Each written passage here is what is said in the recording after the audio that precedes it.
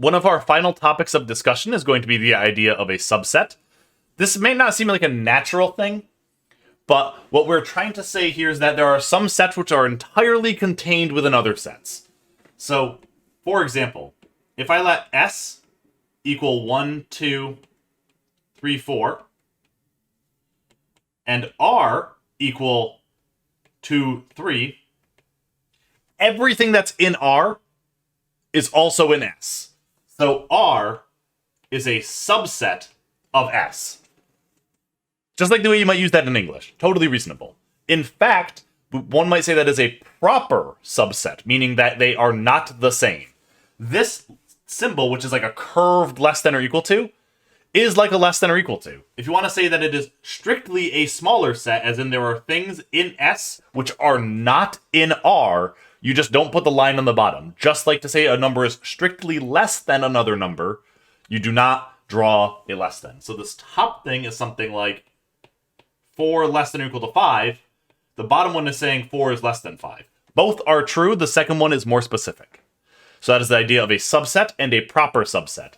There's some neat things we can mention with the notations we used before, which is that the natural numbers are a subset of the integers, are a subset of the rational numbers, are a subset of the real numbers, are a subset of the complex numbers.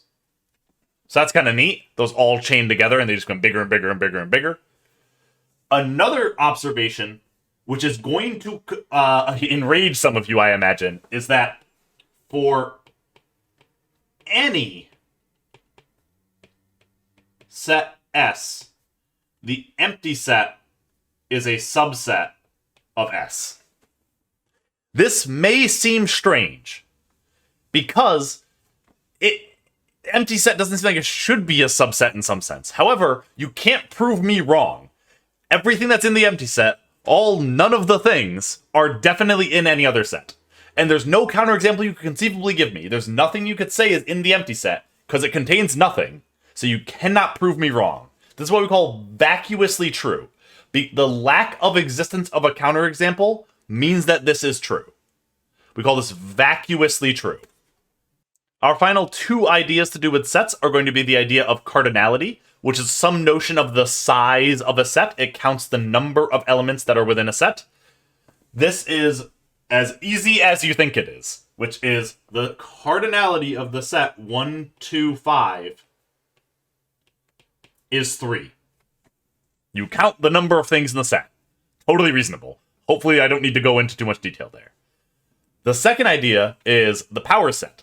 The power set of a set is the set of all subsets, which seems like a strange thing. This will come up in various ways and is useful for talking about where stuff comes from. Remember earlier we talked about the idea of a universe? The power set is a good way to limit your universe with a lot of options. It also, which will just show up in sort of random mathematical things in a very useful way. We don't have good examples yet because we don't have enough notations really to deal with it. But for now, it's the set of all subsets. So, let's look at the power set, which is a weird curvy P of the set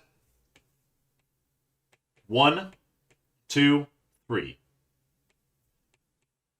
So this is the set of everything that's a subset of that. I said before, if we scroll up, that the empty set is always a subset. So the power set of any set is the empty set, for sure, in there.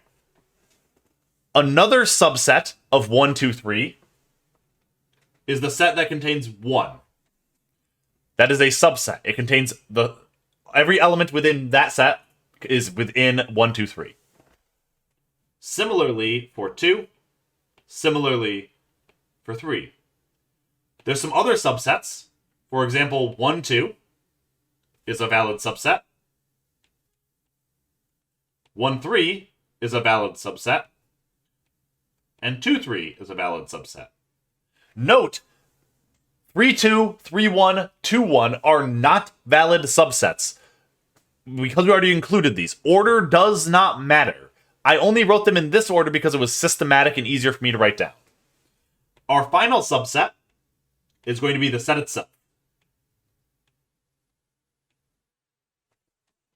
So, that collection of 8 sets is the power set of the set containing 1, 2, and 3. So, this is the power set. There are 8 things in it, and the empty set will always be in there, the set itself will always be in there, and then all of the other subsets. It can get very tedious to write this out, but it is something that it shows up enough that it's worth doing at least a couple of times in your life.